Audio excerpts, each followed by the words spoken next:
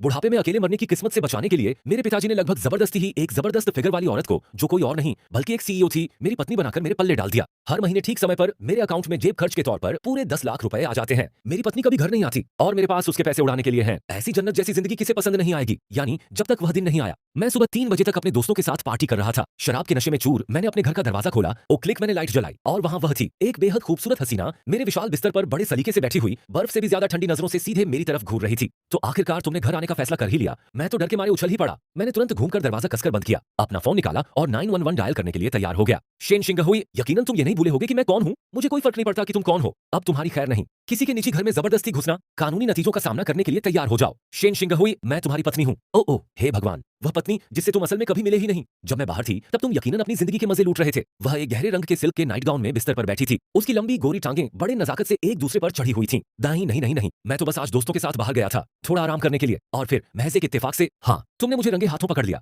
तुम्हें मेरी बात पर यकीन करना होगा, जब तुम बाहर थी तब मैं एक बहुत ही नेक पति की तरह पूरी वफादारी से हमारे खाली घर की रखवाली कर रहा था। बेशक यह सब कोरा बकवास था। क्या ऐसा है डार्लिंग, इतने समय से तुम्हारे लिए यह सच में बहुत मुश्किल रहा होगा। तो फिर कैसा रहेगा अगर मैं आज से ही वापस आकर रहने लगूं? क्या? नहीं, ऐसा मत करो। क्यों? क्या तुम मुझे वापस नहीं चाहती? बेशक नहीं, बस बात यह है कि घर तुम्हारे ऑफिस से बहुत दूर है। मुझे चिंता थी कि रोज इतनी लंबी यात्रा करने से तुम थक जाओगी। अच्छा, अगर बात यह है तो तुम कल अपना सामान क्यों नहीं पैक कर लेती और मेरे साथ रहने क्यों नहीं आ जाती? ठीक है, इतने चौंकाने वाले शब्द, ऐसे शब्द जिनसे मेरी रीढ़ की हड्डी में सिहरन दौड़ गई, आखिर उस मुंह से कैसे निकल सकते थे जिसका तापमान बिल्कुल सामान्य 37 डिग्री था? क्या मेरी खुशहाल शादीशुदा जिंदगी का सच में इतना अचानक अंत हो गया था? मी काय का रवैया असामान्य रूप से दृढ़ था और मुझ में निश्चित रूप से उससे सीधे सीधे भिड़ने की हिम्मत नहीं थी, इसलिए मैं फिलहाल बेमन से ही उसकी बात मानने को राजी हो गया। जब मैं नहा धोकर निकला तो मुझे यह देखकर हैरानी हुई कि वह अभी तक सोई नहीं थी। उसने बिस्तर पर थपकी भी दी, मानो मुझे अपने पास बुला रही हो। मैं उसके बगल में लेट गया। बत्तियां बुझ गईं। मौके का फायदा उठाते हुए वह मेरी तरफ पलटी और मुझे कसकर गले लगाने के लिए अपने हाथ बढ़ाए। उसकी महक, एक ऐसी महक जो जानी पहचानी भी लग रही थी और फिर भी अजीब सी अजनबी, ने पल भर में मुझे पूरी तरह से घेर लिया। मैं पूरी तरह से अकड़ गया, लकड़ी के तख्ते जैसा सख्त। यह सच है कि हमने अपनी शादी की रात एक ही बिस्तर साझा किया था, लेकिन उस समय वह पूरी तरह से नशे में धुत थी, बेसुध होकर सो गई थी और जब तक मैं जागा वह बिना कोई निशान छोड़े वहां से जा चुकी थी। तो यह पहली बार था जब हम सच में एक साथ थे, दोनों पूरी तरह से होश में और एक ही बिस्तर पर। क्या उसे इस बात का एहसास हो गया था कि वह हाल के दिनों में मुझे कितना नजरअंदाज कर रही थी? काफी सोच विचार के बाद मैंने फैसला किया कि मुझे शायद उससे खुलकर ईमानदारी से बात करनी चाहिए। तो मैंने सावधानी से हाथ बढ़ाया और धीरे से उसकी बांह खींची। देखो, मैं समझता हूँ हमारी शादी सिर्फ एक बिजनेस डील के लिए हुई थी, इसमें प्यार मोहब्बत जैसी कोई बात नहीं है। सच कहूँ तो जब तुम घर नहीं आती तो मुझे जरा भी बुरा नहीं लगता। तुम्हें मेरी फिक्र करने की जरूरत नहीं है, मैं काफी आजाद मिजाज इंसान हूँ, इसलिए अगर तुम वापस नहीं भी आती तो भी कोई बात नहीं। मुझे तो सच में लगता था कि चीजें पहले जैसी ही ठीक चल रही थी। तुम्हें ऐसा नहीं लगता? मैंने इंतजार किया, ऐसा लगा जैसे सदियां बीत गईं, लेकिन कोई जवाब नहीं मिला। मेरे कानों में सिर्फ उसकी सांसों की धीमी और एक जैसी आवाज गूंज रही थी। जब मुझे पक्का यकीन हो गया कि वह सो चुकी है तो मैंने अंधेरे में टटोल कर अपना फोन ढूंढा। मेरा इरादा था कि अपने दोस्तों से सलाह लूं कि शादी के बाद मिली अपनी कीमती आजादी को मैं कैसे बचाऊं, लेकिन मुझे हैरानी तब हुई जब मैंने पाया कि उस औरत ने मुझे कसकर जकड़ रखा था। मैंने कितनी भी जोरदार कोशिश की, मैं उसकी पकड़ से छूट नहीं पाया। शायद मेरी हलचल कुछ ज्यादा ही तेज थी, क्योंकि ऐसा लगा कि मैंने उसे जगा दिया है। नींद के नशे में डूबी हुई उसने मुझे और भी ज्यादा अपनी तरफ खींच लिया। शी, आराम से, हिलो मत, कल सुबह मेरी एक मीटिंग है जिसके लिए मुझे जल्दी उठना है। उसकी आवाज किसी जन्नत की आवाज जैसी थी, बेहद सुकून देने वाली। मैं तो जैसे मदहोश ही हो गया था। मैंने घड़ी पर नजर डाली और देखा कि सुबह के 4 बज चुके थे। अब और हंगामा करने का कोई फायदा नहीं था। बेहतर यही था कि मैं भी सो जाऊं। मैंने सोचा था कि सुबह उठने पर मैं उससे ठीक से बात करूंगा, लेकिन अफसोस, मैं तो घोड़े बेचकर सो गया। मुझे पता भी नहीं चला कि वह कब चली गई। आखिर में दरवाजे पर किसी के जोर जोर से दस्तक देने की आवाज से मेरी नींद अचानक टूट गई। मिस्टर चेन, हेलो, मैं प्रेसिडेंट मी का सेक्रेटरी हूँ। उन्होंने मुझे यहाँ आपके सामान को पैक करके ले जाने के लिए भेजा है। रुको, मुझे इस बारे में बताया क्यों नहीं गया? पूरी जानकारी के लिए मेरा सुझाव है कि आप प्रेसिडेंट ली को खुद फोन करें। काम पर लग जाओ। उसके हुक्म पर सामान उठाने वाले लोग मछलियों के झुंड की तरह अंदर घुस आए और मेरा सामान एक एक करके बाहर निकालने लगे। मैं गुस्से से आग बबूला हो गया। मीकाई पर गुस्सा था कि उसने सब कुछ अपने हाथ में ले लिया, और इन लोगों पर तो और भी ज्यादा गुस्सा था कि उन्होंने बिना इजाजत मेरे सामान को हाथ लगाया। सब नीचे रख दो। अगर तुम्हें मेरा सामान चाहिए तो तुम्हें पहले मुझे यहाँ से हटाना होगा। मैं एक सूटकेस पर मजबूती से बैठ गया और अपनी जगह से टस से मस नहीं हुआ। इसकी जगह इसे हटाओ। ये क्या बकवास है, कमीने। और बस अभी भी अपने पजामे में ही मैं उस सूटकेस पर किसी अजीब से मस्किट की तरह बैठा था और बिना किसी इज्जत के मुझे उठाकर मीकाई के आलीशान बंगले में ले जाया गया। जब मीकाई काम से लौटी और उसने मेरी यह बुरी हालत देखी तो वह हैरान रह गई। मैं मुस्कुराया, अपने बिखरे हुए बालों को ठीक किया, फिर उसे दीवार से सटा दिया। एक जोरदार हरकत जिसका मकसद उसे डराकर अपनी बात मनवाना था। देखो, हम यहाँ कोई अल्फा सीईओ वाला ड्रामा तो नहीं कर रहे हैं, है ना? इससे पहले कि तुम ऐसी हरकतें करो, क्या तुम्हें कम से कम मेरी राय नहीं पूछनी चाहिए थी? मैं अपने पति के साथ रहना चाहती हूँ। क्या किसी को इससे कोई दिक्कत है? क्या तुम्हें इससे कोई दिक्कत है? नहीं? अच्छा। मेरे गुस्से और नाराजगी के ठीक उलट मीकाई बहुत अच्छे मूड में थी। उसने बड़े आराम से अपना कोट उतारा और मैं पूरी तरह से हैरान रह गया जब मैंने उसकी पतली कमर देखी और उसकी शानदार काया सचमुच वहीं के वहीं मेरे टपकते हुए लार में डूबने ही वाली थी। मैंने जल्दी से अपनी नजरें हटा ली, अपना जलता हुआ शर्म से लाल चेहरा हाथों से ढक लिया और छिपने के लिए पास के बाथरूम की तरफ भागा। वह कातिलाना काया, उसके फॉर्मल कपड़े और उसका शांत बेपरवाह अंदाज, उससे एक जबरदस्त साधुओं जैसी पवित्रता झलक रही थी। यह किसी भी मर्द को अपनी इंसानियत भुला देने के लिए काफी था। लेकिन फिर ठीक अगले ही पल मिकाई के चेहरे पर अचानक एक प्यारी सी मुस्कान खिल उठी। अपनी कलाई को हल्के से झटकते हुए उसने अपनी शर्ट के ऊपर के 2 बटन खोल दिए और फिर बेझिझक आगे बढ़कर मेरा रास्ता रोक लिया। तुम्हें क्या लगता है तुम क्या कर रही हो? उसने अपना सिर पीछे की ओर झुकाया और मेरे एकदम करीब आ गई।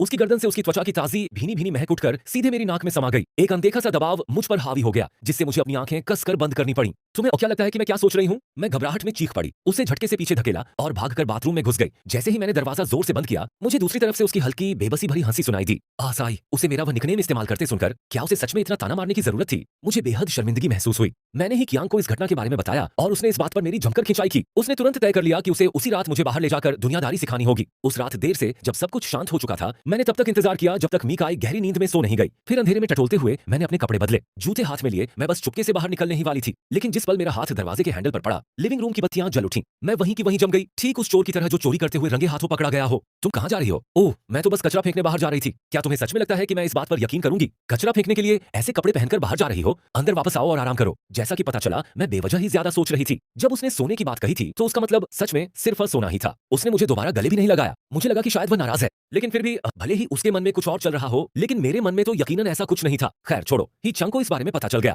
तुम्हारी पत्नी बहुत खूबसूरत है। वह तो खुद ही तुम्हारे ऊपर लट्टू हो गई थी और तुम सच में खुद को रोक पाए? शेन शिंग हुई, तुम सच में कुछ अलग ही चीज हो। शर्म और गुस्से से लाल होते हुए मैंने तुरंत फोन काट दिया। किस तरह का घटिया इंसान आधी रात को यह चर्चा करता है कि कोई लड़का काम के लायक है या नहीं। अगली सुबह जब मैं उठा तो यह देखकर हैरान रह गया कि मेरी सेक्रेटरी मेरे लिविंग रूम में बड़े सलीके से बैठी काम कर रही थी। तुम यहाँ क्यों हो? आपने ही तो मुझे आने के लिए कहा था। खास जानकारियों के लिए मेरा सुझाव है कि आप सीधे अपने बॉस को फोन करें। जब मैं नहा धोकर तैयार हो गया और बाहर जाने के लिए तैयार था तो मेरी सेक्रेटरी ने अपना लैपटॉप समेटा और ठीक मेरे पीछे पीछे चलने लगी। क्या तुम जा रही हो? क्या आप जा रहे हैं सर? क्या मेरे जाने और तुम्हारे जाने के बीच कोई जरूरी रिश्ता है? मैं तभी तय कर सकती हूँ कि मुझे जाना है या नहीं जब आप यह तय कर लें कि आपको जाना है या नहीं। बात खत्म। वह साफ तौर पर मेरी जासूसी करने के लिए यहाँ थी। मैं गुस्से से आग बबूला हो गया। मैंने मिचाई का नंबर मिलाया। हे मिचाई, तुम ये सब क्या बकवास कर रही हो? ये जासूसी नहीं है। क्या तुमने सच में मेरी जासूसी करने के लिए किसी को भेजा है? यह तो साथ देने के लिए है। ओह, बहुत बहुत शुक्रिया। क्या मैं ऐसा दिखता हूँ कि मेरा कोई दोस्त नहीं है कि तुम्हें मेरा साथ देने के लिए किसी को भेजना पड़े? उससे कहो कि वह अभी इसी वक्त वापस चली जाए। ठीक है, समझ गई। तुम हमेशा मुझसे 2 घंटे बाद वापस आने के लिए कहती हो। क्यों? खास तौर पर 2 घंटे ही क्यों? जब मैंने मिचाई को हमारी तरफ जॉगिंग करते हुए आते देखा ताकि वह सेक्रेटरी से आधिकारिक तौर पर शिफ्ट ले सके, तब मुझे एहसास हुआ उसे मुझ पर अकेले एक पल के लिए भी भरोसा नहीं था। मैं बिल्कुल अकेला हूँ। हो सकता है मेरी पत्नी एक यान्डेरे हो। अभी घबराओ मत, मैं अभी ऑनलाइन जाकर इस बारे में सर्च करता हूँ। अगर कोई यान्डेरे आपसे प्यार करने लगे तो क्या करें? Good luck. हाँ, गुड लक। ये टॉपिक आजकल सच में बहुत ट्रेंड कर रहा है। सच में? क्या मैं तुम्हारी कहानी को अपने हिसाब से बदलकर ऑनलाइन पोस्ट कर सकता हूँ? क्या तुम्हें पर्सनली इससे कोई दिक्कत नहीं है? मैंने सुना है कि माई ग्रुप में आजकल काम का बहुत ज्यादा बोझ है। क्या तुम्हें सच में इससे कोई दिक्कत नहीं है? बिल्कुल नहीं। यह बात कि उसने ऐसे समय में सब कुछ छोड़ दिया सिर्फ तुम्हारे साथ रहने के लिए, यह दिखाता है कि वह तुमसे कितना गहरा प्यार करता है। मेरा रोने का मन कर रहा था, लेकिन आंखों में आंसू ही नहीं बचे थे। मैंने मन ही मन कल्पना करना शुरू कर दिया कि मिकाई मेरा गला घोंट रहा है, मुझे भागने नहीं दे रहा है और मैं डर के मारे कांपने लगी। मैंने तुरंत अपने पापा को फोन किया। पापा, क्या मैं तलाक ले सकती हूँ? प्लीज मुझे तुम्हें ब्लॉक करने पर मजबूर मत करो। पिताजी, प्यारे पिताजी, आपने बहुत मेहनत की है। पीछे हटने के लिए कोई जगह न बची थी, इसलिए मेरे पास सिवाय इसका डटकर सामना करने के कोई और चारा नहीं था। उससे छुटकारा पाने का कोई रास्ता ढूंढने के लिए मैंने रिवर्स साइकोलॉजी, उल्टी चाल का एक जोरदार अभियान शुरू कर दिया। अगर उसे समझदारी पसंद थी तो मैं बेवकूफों जैसा बर्ताव करती। अगर उसे खुशमिजाजी पसंद थी तो मैं उदासी में डूबी रहती। अगर उसे दयालुता पसंद थी तो मैं एक खलनायिका बन जाती, क्रूर और दुष्ट। मुझे लगा कि वह जल्द ही मुझसे ऊब जाएगा, लेकिन ऊबने के बजाय उसने असल में मेरे साथ और भी ज्यादा समय बिताना शुरू कर दिया। उसने मुझे गले भी लगाया और माफी मांगी। मुझे माफ कर दो, मैं तुम्हारी ठीक से देखभाल नहीं कर पाया। ठीक उसी समय जब मैं निराशा और हताशा में डूब रही थी, मिकाई एक बिजनेस ट्रिप पर विदेश चला गया। फिर एक अहम मोड़ आया। ठीक अगले ही दिन यह खबर फैली तस्वीरों के साथ कि उसने पूरी रात किसी रहस्यमयी हैंडसम अजनबी के साथ बिताई थी। घर पर मैं खुशी के मारे उछल कूद कर रही थी। मैंने तुरंत अपने वकील को फोन किया ताकि तलाक के बारे में सलाह ले सकूं। मिस्टर चेन, शायद हमें तब तक इंतजार करना चाहिए जब तक यह खबर शांत न हो जाए। उसके बाद हम अपनी बातचीत जारी रख सकते हैं। कोई बात नहीं, मैं आज शाम को आपके मोबाइल फोन पर जरूरी जानकारी भेज दूंगा। मेरी पत्नी मुझे पैसे तो देती है, लेकिन घर से दूर ही रहती है। आखिरकार मुझे एक अपार्टमेंट भी मिल गया। क्या इस दुनिया में इससे ज्यादा संतोषजनक कुछ और हो सकता है? मैं ही कियांग को फोन करने का इंतजार नहीं कर पा रहा था। भाई, आज रात बाहर चलकर पार्टी करते हैं। चलो इस बात का जश्न मनाते हैं कि आखिरकार मुझे अपनी आजादी वापस मिलने वाली है। क्या तुम सच में खुश हो या सिर्फ दिखावा कर रहे हो? बेशक मैं सच में खुश हूँ। बस किसी भी पल मैं आजाद हो जाऊंगा। इस बार शायद मैं सच में मिकाई से तलाक ले पाऊंगा। अगर ऐसा नहीं भी हुआ तो भी मैं कम से कम इस घटना को एक बहाने के तौर पर इस्तेमाल कर सकता हूँ ताकि यह पक्का हो जाए कि वह फिर कभी मेरे करीब ना आ पाए। मेरी हंसी उस पल गायब हो गई जब मिकाई, जो सफर की थकान और बिखरे हुए हाल में लग रही थी, अचानक मेरे ठीक सामने आ गई। मिकाई वापस आ गई थी। मुझे जाना होगा, बाद में बात करते हैं। उसकी आंखें खून जैसी लाल और गुस्से से भरी हुई थीं। वह पूरी तरह से अविश्वास भरी नजरों से मुझे घूर रही थी और तो और वह हैरानी के मारे 2 कदम पीछे भी हट गई। मैं तुमसे पूछ रही हूँ, क्या तुमने अभी जो कुछ भी कहा वह सच था? तुम्हें क्या हो गया है? बात बदलने की कोशिश मत करो। मैं तुमसे पूछ रही हूँ, क्या तुमने अभी जो कहा वह सच था या झूठ? मैं सन्न होकर चुप हो गया और एक भी शब्द नहीं बोल पाया। उसकी आंखों में निराशा और गहरी होती गई और हर गुजरते पल के साथ बढ़ती गई। आखिरकार वह निराशा में मुड़कर चली गई और अपने पीछे दरवाजा जोर से बंद होने की एक जबरदस्त आवाज के सिवा कुछ नहीं छोड़ा। या शायद वह हमसे पूछ रही थी कि उसने जो सुना क्या वह सच था? मुझे नहीं पता। कितनी अजीब बात है, वह ऐसा बर्ताव क्यों करेगी? ज्यादातर संभावना यही है कि वह सच में उससे प्यार करती है। तो फिर वह सारी बात रात बाहर बिताने वाली? क्या तुम बेवकूफ हो? अगर उसे जैसे ही पहला मौका मिला वह सीधे घर तुम्हारी तलाश में भागी चली आई, तो इसका मतलब है कि ये जरूर कोई गलतफहमी रही होगी। लेकिन वह मुझसे प्यार क्यों करेगी? तुम यह सवाल बात के लिए बचाकर रख सकते हो। बेहतर होगा कि तुम जल्दी करो और वहां जाकर उसे ढूंढो। अफवाहों में जिस हैंडसम लड़के की बात हो रही थी वह तो बस स्टाफ का कोई आम सा सदस्य निकला जो बस बीच में ही फंस गया था। जब सच्चाई सामने आई तो मैं ही अकेला कसूरवार बचा। गलती सिर्फ मेरी ही थी। मिकाई ने मेरे लिए अपने दिल के दरवाजे बंद कर लिए थे। उसने मुझसे मिलने से साफ मना कर दिया। उसने तो सिक्योरिटी गार्ड्स को यह भी हिदायत दे दी थी कि वे मेरा चेहरा अच्छी तरह याद कर लें और मेरे साथ किसी वांटेड अपराधी जैसा बर्ताव करें। मेरे पास अपने भरोसेमंद सेक्रेटरी और राजदार जू चिंग से मदद मांगने के अलावा कोई और चारा नहीं बचा था। भेष बदलने के लिए सफेद बालों वाली विग पहनकर मैंने गार्ड्स की नजरों से बचकर अंदर घुसने की कोशिश की। अरे जू दीदी, क्या आज आप अपने पापा को भी काम पर साथ लाई हैं?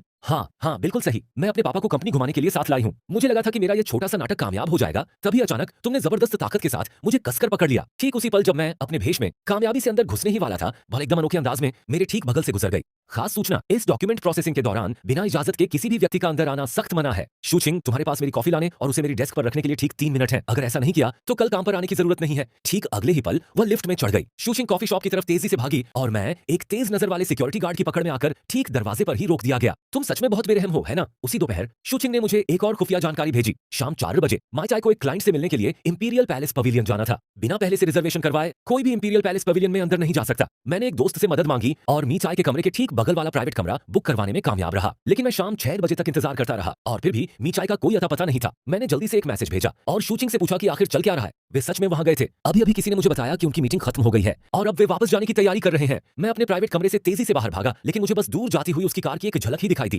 कहने की जरूरत नहीं, यह बेशक मिकाई की एक और मास्टरपीस चाल थी। जल्दी करो और उसे अपना बना लो। मुझे अब और ज्यादा ओवरटाइम काम नहीं करना है। उसी समय दूसरी तरफ मेरे पापा का एक मैसेज आया जिसे देखकर मेरे दिल में मौत के फरमान जैसा खौफ पैदा हो गया। मेरे चैनल को सब्सक्राइब करें। बस कुछ ही शब्द थे, फिर भी उन्होंने मुझे पूरी तरह से हक्का बक्का कर दिया। मिल गया, हमें मिल गया। यह दादाजी की बड़ी जन्मदिन की पार्टी है, हम पक्का वहां जाएंगे। मैंने अपना फोन नीचे रखा और पसीने से भीग गया। मीसाई का दिल जीतना अचानक बेहद जरूरी हो गया था। मैंने शू चिंग से कहा कि वह मुझे उस होटल की डिटेल्स भेजे जहां मीसाई अभी ठहरी हुई थी। उसने लगभग तुरंत ही जवाब दिया। उसके मैसेज में एक और लाइन लिखी थी, सर, यह जानकारी आप तक पहुंचाने के लिए मैं अपनी जान जोखिम में डाल रही हूँ। आपको सच में अपनी पूरी जान लगा देनी होगी सर। मैं बस तुम्हें देख रहा हूँ, मैं अपनी पूरी जान लगा दूंगा। शाम 7 बजे मैं होटल की तरफ भागा। मैं निकला तो सही, लेकिन रश आवर में जबरदस्त ट्रैफिक जाम में फंस गया। सर, मिसमी को एक जरूरी बिजनेस ट्रिप पर जाना पड़ा है। वह पहले ही एयरपोर्ट के लिए निकल चुकी है। शायद आपको अभी घर चले जाना चाहिए और जब वह वापस आए तब उनसे फिर से मिलने की कोशिश करनी चाहिए। वह कब वापस आ रही है? 18 तारीख को। 18 तारीख को? वह तो शनिवार है, बिल्कुल भी समय नहीं है। मैंने कार का दरवाजा जोर से खोला और एयरपोर्ट की तरफ भागा। मैं अभी 100 मीटर भी नहीं भागा था कि मेरी सांस पूरी तरह से फूल गई। जल्दी से फैसला लेते हुए मैंने एक शेयर बाइक पकड़ी और तेजी से पैडल मारे। जैसे ही मैं भीड़ भाड़ वाले ट्रैफिक से बाहर निकला, मैंने एक टैक्सी रोकी। आखिरकार मैं डिपार्चर लाउंज पहुंच गया।